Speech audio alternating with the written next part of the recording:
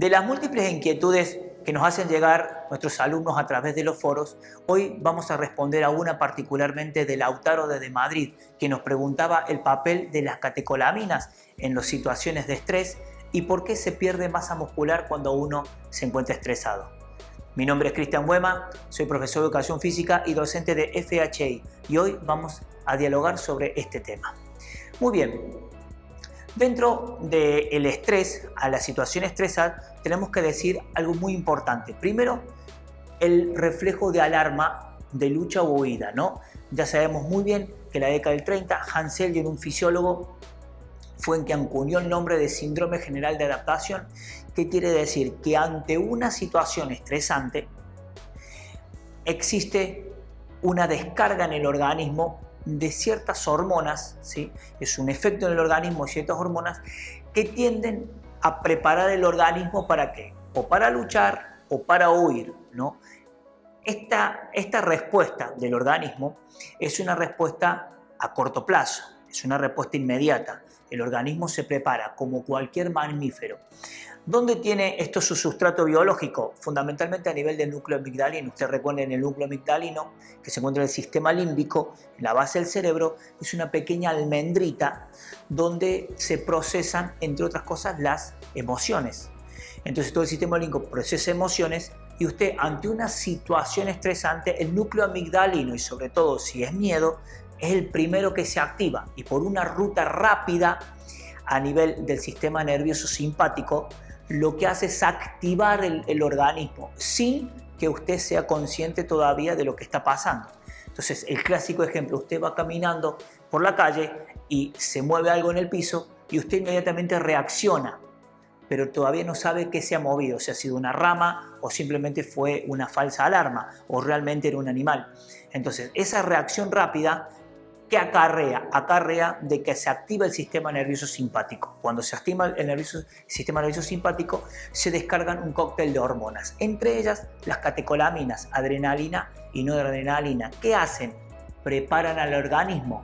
Sabemos muy bien que las catecolaminas no solamente preparan el organismo, dilatan las pupilas, preparan el músculo, generan cierta tensión a nivel muscular, hay una mayor predisposición de glucosa para utilizar por parte del músculo y del hígado, y también las catecolaminas son lipolíticas, es decir, rompen el tejido graso, es decir, en el adipósito lo que hacen es romper la unión del triacilglicerol, liberando ácidos grasos libres al torrente sanguíneo y glicerol, preparando esos ácidos grasos para luego utilizarse en la mitocondria muscular como fuente energética si así lo requiere el organismo.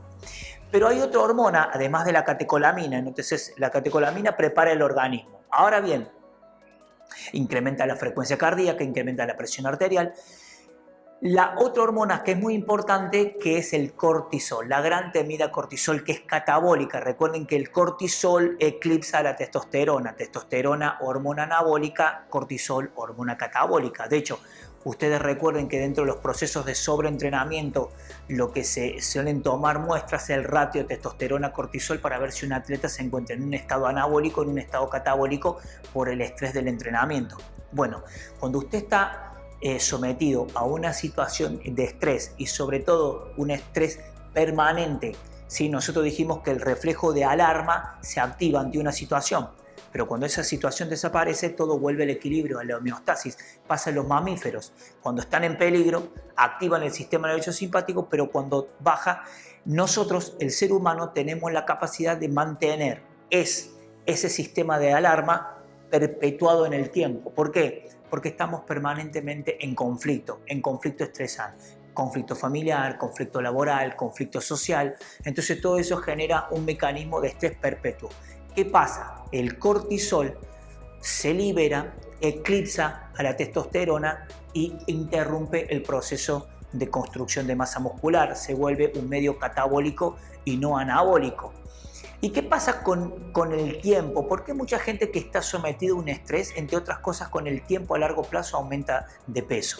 Bueno, porque a nivel del hipotálamo, recuerden, en la base una serie de núcleos grises, liberan una neurohormona muy importante que se llama CRH, factor liberador de corticotrofina, que es el que definitiva después potencia o produce o estimula la liberación del cortisol.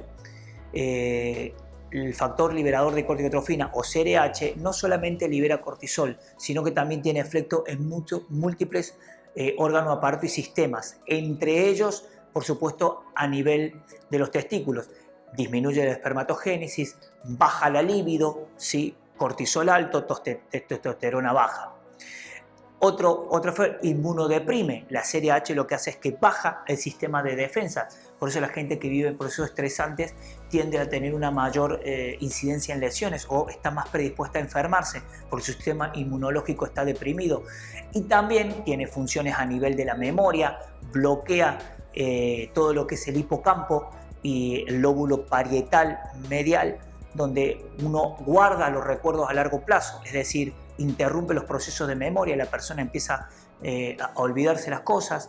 Además, también a nivel del tejido adiposo, la CRH interrumpe el proceso de lipólisis. Entonces, una de las causas por qué las personas en un primer momento de factor estresante emocional pierde peso, pero si ese estrés se vuelve perpetuado en el tiempo, empieza a tomar peso, porque empiezan a tener factores como la ansiedad la persona lleva a comer, a hacer menos ejercicio, a sentirse más deprimida, con menos energía, y todo eso se vuelve un ciclo negativo. Entonces la pregunta es, ¿cómo podemos contrarrestar este CRH, este factor que por un lado nos hace perder masa muscular, por otro lado nos hace ganar peso a nivel de tejido graso? ¿Cómo lo podemos contrarrestar? El ejercicio físico. El gimnasio es la solución. ¿Por qué? Porque liberamos endorfinas. Las endorfinas contrarrestan, y no solo las endorfinas, sino también las beta-encefalinas son las que bloquean a la CRH.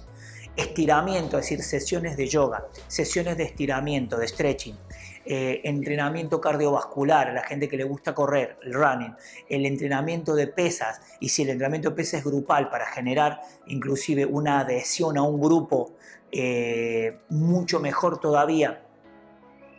Todas estas estrategias son las que previenen el estrés. Entonces, cuando uno se siente en situación estresado, lo mejor que tiene que hacer es hacer ejercicio físico, hacer pesas, salir a correr, hacer yoga. Todas esas actividades, no una sola, sino combinadas, mejoran los estados del organismo.